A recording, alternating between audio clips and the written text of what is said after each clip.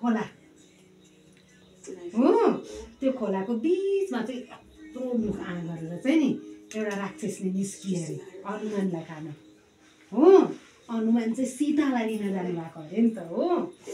कुद्दै कुद्दै आकाशमा नि अब उडेर हो जय श्रीराम भनेर उड्दै जानुभएको अरे कि राक्षसले त मुख आँ गरेर हनुमान त भित्र भुसुना जत्रो यत्रो भएर सट्ट पस्नु भयो फुत्त निस्किनु भयो अरे हनुमान हो